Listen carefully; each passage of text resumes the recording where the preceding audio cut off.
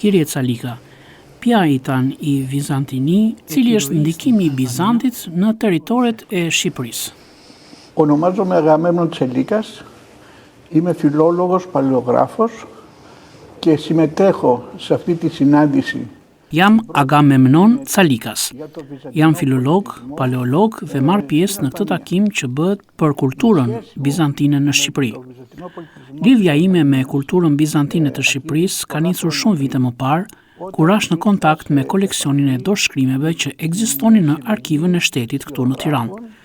Surprizë e madhe për mua kur pash që ekzistonin së paku 100 dorëshkrime nga shekulli 6 deri në shekullin e 18, dorëshkrime në gjuhën greke. Από τον 6ο αιώνα μέχρι και το 18ο αιώνα, χειρόγραφα ελληνικά, κυρίως Këto dorëshkrime janë kryesisht me përmbajtje fetare, me ungji të ikonografuar, me një mënyrë të admirueshme, por dhe me dorëshkrime të tjera me fjalime nga etrit.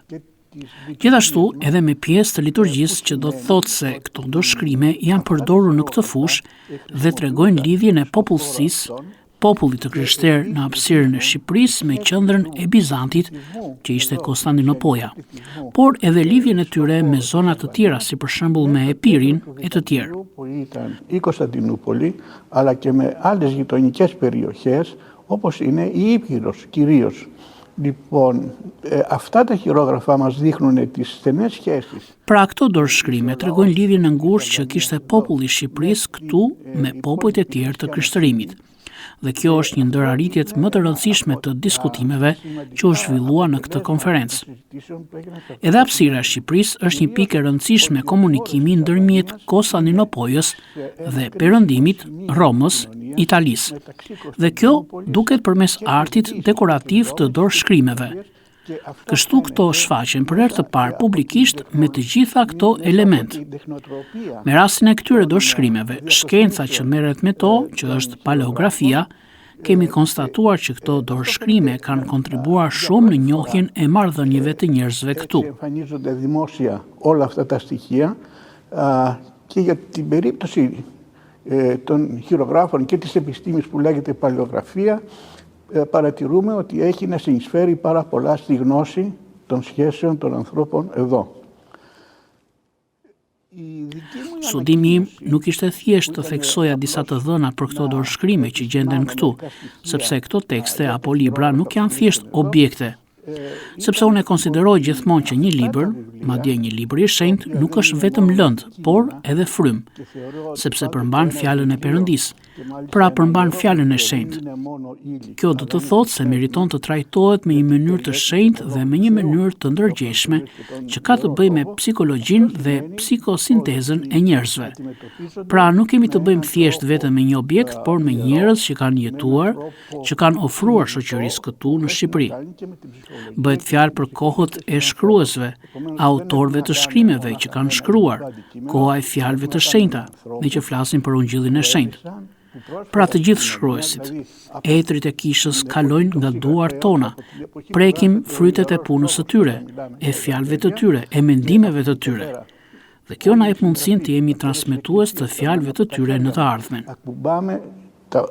Τα προϊόντα του λόγου τους και της σκέψης τους και αυτό μας δίνει τη δυνατότητα να είμαστε μεταφορείς αυτού του λόγου στο μέλλον.